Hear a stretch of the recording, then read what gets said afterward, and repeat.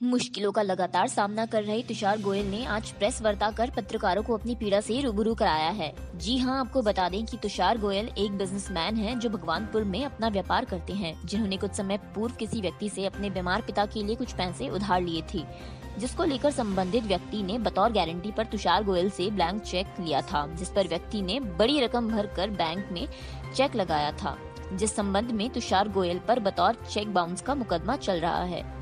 वहीं तुषार गोयल ने आरोप लगाया है कि व्यक्ति के पुत्र ने उन्हें चोट ठहराते हुए सोशल मीडिया पर गलत पोस्ट भी की है, जिसको लेकर आज तुषार गोयल ने पत्रकारों को जानकारी दी है कि उनके साथ संबंधित व्यक्ति और पुत्र गलत तरीके से दबाव डाल रहे हैं।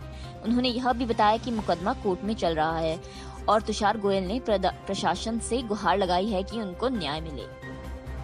मैं मीडिया के सामने सर आज सबसे पहले तो सभी मीडिया कर्मियों को मैं नमस्कार करूंगा और मेरा नाम तुषार गोयल, जो मैं भगवानपुर से बिलोंग करता हूं। मेरे पिताजी लेट श्री नीरज कुमार गोयल, जिनका देहांत पिछले वर्ष होली वाले दिन हुआ था, और उसके बाद एक कोरोना काल में मुझे एक मेरा मामला था जो श्रीनगर पौड़ी गढ़वाल के अंतर्गत वाद संख्या 340/219 के अंतर्गत भगवती प्रसाद जी के साथ चल रहा था। आज भगवती प्रसाद जी का जो ये मुद्दा है, वह मुद्दा 50 लाख रुपए की ठगी में कन्वर्ट कर दिया गया है, और जो इनका बेटा है पवन बलूनी, उसने कानून की धज्जियों को उखाड़ कर रख दिया है। क्योंकि जब कोई मामला कानून में विचाराधीन है, पौड़ी श्रीनगर कोर्ट में विचाराधीन था, तो मीडिया के सामने उसे ठगी का मामला लाकर वो मेरी मान सम्मान पे ठेस पहुँचाना चाहता है। एवं जो प्रवचन चैनल है जगदम्बा कोठारी जी, उसके संवाददाता, उनका कहना, उनकी रिकॉर्डिंग मेरे पास प्रूफ में पड़ी है। उनका कहना है कि ये पवन बलूनी के कहने पर मैंने करा है, और मैंने ये जो आपके 18 मार्च को एक पुलिस पर आरोप लगाते हुए कि आपको नहीं पकड़ा जा रहा है NBW होने के बाद भी, तो मैंने पुलिस पर आरोप लगाते हुए उन्होंने ये बात कही है संवाददाता जी ने कि पुलिस पर भी आरोप लगाया जा रहा है, जबकि पुलिस के साथ ऐसा कोई मैटर नहीं था कि कोई सांठगांठ थी या क्या था। हमारी जो पुलिस है उत्तराखंड की, वो तो दिन प्रतिदिन बहुत अच्छे तरीके से संगीन अपराधों के भी खुलासे कर रही है, बहुत अच्छे से संगीन अपराधों के खुलासे कर रही है। तो हमारी कोई ऐसी सांठगांठ नहीं है। हम तो ये कहना चाह रहे हैं कि जब 138 का चेक बाउंसिंग का मामला श्रीनगर कोर्ट में था, और आज इस मामले के अंतर्गत माननीय उच्च न्यायालय ने हाईकोर्ट नैनीताल से केस नंबर 482/599/2021 के अंगेज मेरे पास जो है, उसका आपको मैं दिखा सकता हूं कि मेरे वकील साहब ने अभी मेरे को स्टे की कॉपी भेजी है, और स्टे की कॉपी में इस पर रोक लगा दी गई है 50 लाख की चेक बाउंसिंग के द्वारा। इसलिए मेरे पास स्टे की कॉपी है, इसका जजमेंट ऑर्डर है स्टे के लिए। और ये जो पवन बलूनी है, पवन बलूनी ये कहना चाहता है कि इसने 50 लाख रुपए की हमारे साथ ठगी करी है, जबकि ये चेक जो हैं वो सारे के सारे चेक हमारे एक चेक उनके पास था मेरा, ये वाला मेरे पास 2 चेकों की फ़ोटो है, जो एक खाली की जिस अवस्था में मैंने चेक दिया था, इसकी फ़ोटो मेरे पास है जिस अवस्था में चेक दिया था, और जिस अवस्था में चेक लगाया गया है उसकी भी फ़ोटो मेरे पास है, जिस अवस्था में चेक मेरा लगा था उनके पास। भाई साहब, ये जो चेक दिया था आपने कितने रुपए का सिक्योरिटी के तहत उनके पास पड़ा हुआ था, और हमारा उनसे जो था व्यापारिक स्थिरता का लेन देन चलता था, जो कि 50,000 कभी 1 लाख रुपया हमने ब्याज पर ले लिया। 10% का ब्याज लेते थे। हमारी मजबूरी थी, ताकि हमारे पिताजी जो है वो डायलिसिस पे पेशेंट रहे हैं, तो हमारे को डॉक्टरों के यहाँ पैसा जमा करना था। तो हमारे एक दोस्त के माध्यम से भगवती प्रसाद जी हमारे से मिले, तो हमने 10% का ब्याज उनको दिया है। तो बाद में एक ब्लैंक चेक रहते हुए उनका बेटा जब विदेश से आया, तो वो कहने लगा कि मैं इससे 50 लाख रुपए वसूल करूंगा। 50 लाख रुपए का चेक भर के उसने लगा दिया, जबकि उसने बेवकूफ़ी भी ये करी है कि उस पर तारीख 1/55/2019 डाल रखी है। 2019 मतलब 1/55वां महीना, ये तारीख ही नहीं है। ऐसे ही बेवकूफ़ बैंक मैनेजर, मैं उनको बेवकूफ़ नहीं कहूँगा, मैं केवल इतना कहूँगा बैंक मैनेजरों के लिए कि आज की तारीख में as per the guideline of RBI यदि ओवर राइटिंग चेक के ऊपर हो जाती है तो भी हम बैंक से पैसा नहीं ले सकते। और तारीख गलत होने पर उन्होंने चेक को कैसे बाउंस कर दिया, कैसे मेरे ऊपर। लेकिन ये सब चीज़ें जो है माननीय उच्च न्यायालय के द्वारा, हम कानून को मानने वाले लोग हैं, कानून का साथ देंगे, कानून के आधार पर चलेंगे, कानून जो चाहेगा वो होगा। आज मेरे पास अरेस्टिंग जो मेरा वारंट था इस मुकदमे में, उसकी स्टे की कॉपी मेरे पास आ गई है। अदरवाइज़ यह जो पवन बलूनी है, इनका बेटा, ये मेरी फ़ोटो फेसबुक से हैक करके मेरे रिश्तेदारों को और अपनी व्हाट्सएप की DP पर वांटेड 20,000 तुषार गोयल के नाम से, यानी तुषार गोयल को यदि कोई ढूंढेगा तो 20,000 रुपये उसको इनाम दिया जाएगा। इसका अर्थ ये है, जो कि कानून का पूर्णतः उल्लंघन है, और IT एक्ट के अंतर्गत इसके खिलाफ मुकदमा बनता है। तो मैं प्रशासन से यह गुहार करता हूँ कि इस तरीके के हैकर जो फेसबुक के माध्यम से, सोशल मीडिया के माध्यम से सोशल साइटों को हैक करके फ़ोटो निकाल के उन्हें एडिट करके ब्लैकमेल करने का काम कर रहे हैं। उन पर अंकुश लगाया जाए और जो जगदम्बा कोठारी जी पत्रकार संवाददाता, में प्रवचन चैनल के मुख्य चीफ ब्यूरो से यह अनुरोध करूंगा कि ऐसे संवाददाताओं को उनको पद से तुरंत निरस्त कर दिया जाए, जो कि फ़ोन पे ये कह रहे हो मेरे से वार्तालाप करते हुए कि मेरे को एक मोबाइल नंबर दिया है उन्होंने, इस मोबाइल नंबर पर गूगल पे 5,000 रुपये आप अगर कर दो, इस पर तुरंत करा दो तो मैं 10 मिनट में आपकी जो पोस्ट है वो डिलीट मार दूंगा। मैंने कहा ऐसा कदापि नहीं होगा, आपको जो करना है करिए, मैं इसमें कोई पैसा नहीं डालूंगा, मेरी पोस्ट आप डिलीट करें या ना करें, मैं इसमें बिल्कुल भी आपके साथ नहीं हूँ। अब आगे आप क्या करेंगे, क्या कार्रवाई करेंगे? मैं ये कार्रवाई चाहता हूँ सर कि जो मेरा मामला वाद संख्या 340/2019 का है, ये श्रीनगर पौड़ी कोर्ट में चल रहा था। इस पर जो मामला हाईकोर्ट फैसला सुनाई कि हाईकोर्ट में चल रहा है, वो भी अपना पक्ष रखेंगे। इसमें मेरा रेस्पोंडेंट 2 यानी जो भगवती प्रसाद जी, उनको नोटिस भी जारी किया है हाईकोर्ट ने, जिसका इसके अंदर संलग्न है। अब मैं ये चाहता हूँ प्रशासन से, मेरा प्रशासन से ये अनुरोध है कि मैं लिखित में तहरीर अभी तक कहीं नहीं दी है, क्योंकि मेरा अरेस्टिंग वारंट की जो कॉपी आई है, आज वारंट जो स्टे की कॉपी आई है, वो मेरे पास कल शाम को नेट पर ऑर्डर आया था और उसकी जो पक्की नकल आई है मेरे पास, वो आज आई है।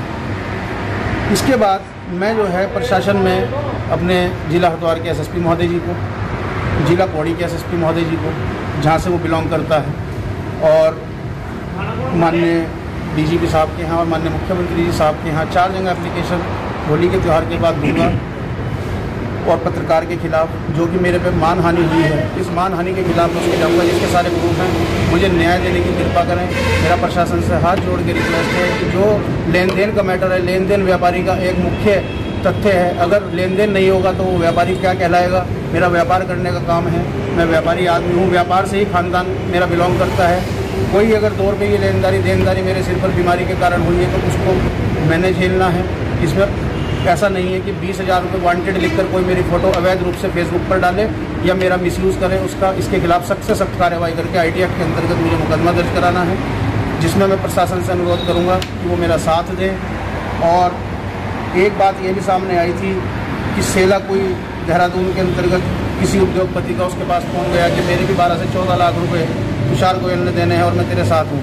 यदि उस उद्योगपति जिसका नाम आशीष शर्मा है, उसके 13 से 14 लाख रुपये मेरे पास बनते हैं, उसके 13-14 लाख रुपए मैंने देने हैं, तो मेरे से बैठ करके बात करें, अपने एविडेंस लाए, अपने प्रूफ लाए, मैं उसकी एंट्रियाँ दिखाऊंगा। जो भगवती प्रसाद जी के बेटे के साथ मिलकर मेरे को मानसिक रूप से उत्पीड़न और शोषण करना चाहता है, तो मैं उसके लिए दंड भुगतने को तैयार हूँ।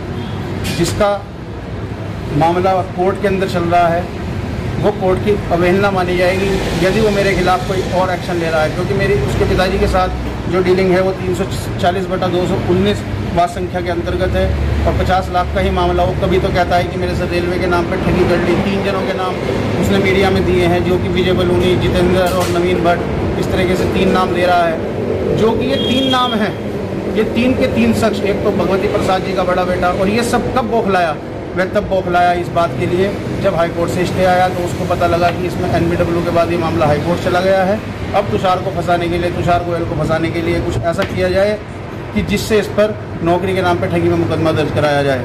लेकिन ये जो तीनों शख्स हैं, इन तीनों के अंदर अगर एक भी शख्स बाहर का होता तो मैं मानता कि मैंने वास्तव में उनसे पैसा लिया है। ये तीनों ही भगवती प्रसाद जी के इर्द गिर्द दो रिश्तेदार, एक तो उनका बड़ा बेटा और दोनों उसके रिश्तेदार हैं, जिससे मेरा कोई संबंध नहीं, जिसका मैं नाम भी नहीं जानता है। मैंने केवल मीडिया के माध्यम से नाम पढ़ा है, मीडिया के माध्यम से जो प्रवचन चैनल पर आया है। आज मैं ये कहना चाहूँगा कि एक तो जिला सूचना अधिकारी माननीय, वो जहाँ से बिलोंग करते हैं, उस पर एड्रेस कीर्ति नगर का आ रहा था, वो टिहरी में है या पौड़ी में है, जहाँ भी है, उनसे मेरा हाथ जोड़ के रिक्वेस्ट है कि ऐसे पत्रकारों का लाइसेंस रद्द किया जाए जो बिना एनालाइज किए, बिना किसी एविडेंस के गलत खबरें छाप रहे हैं।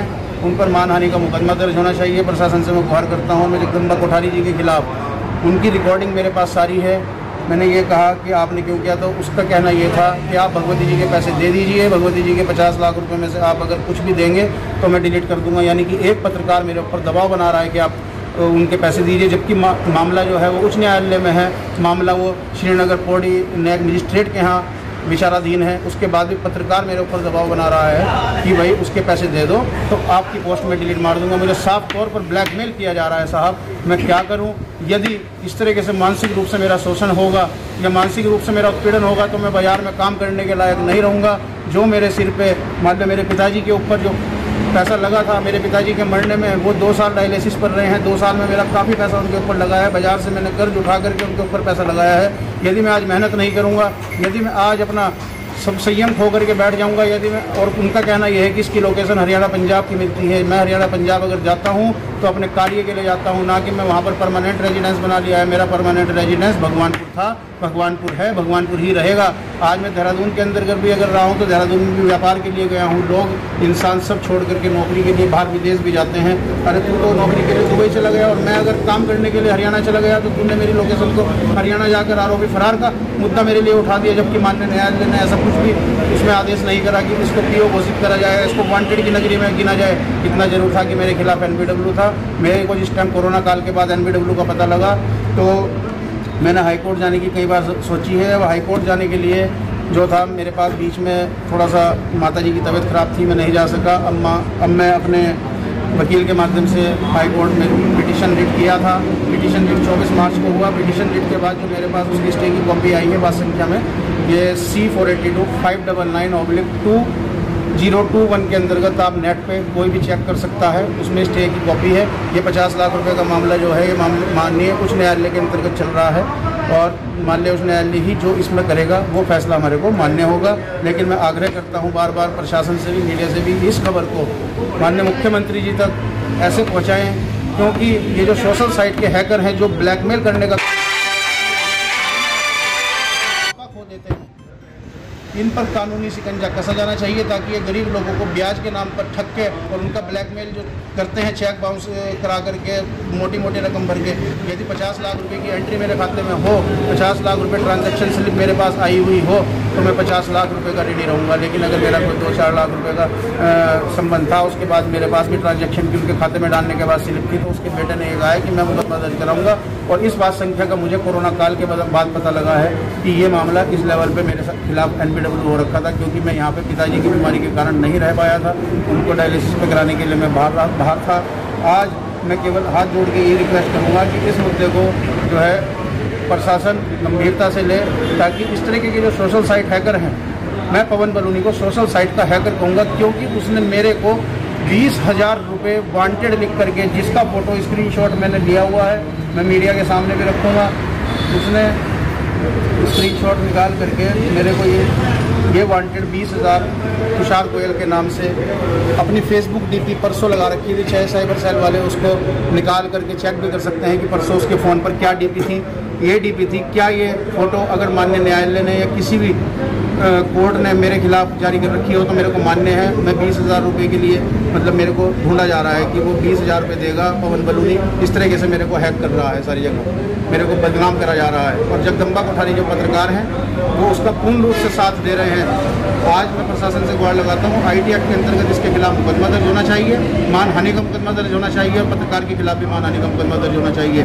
जो मेरा 50 लाख रुपये का मैटर है, उसने जो चेक भर के लगाया है वो मेरा ब्लैंक चेक था, और उस पर जो माननीय न्यायालय फैसला करेगा वो हमारे को मंजूर होगा। वो भी पक्ष माननीय न्यायालय में रखे, उस न्यायालय में मेरे पास हाई कोर्ट के स्टे की कॉपी है, मैंने आपको दिखा दी है। इसी के साथ मैं अपनी वाणी को विराम देता हूँ। आप सभी का धन्यवाद।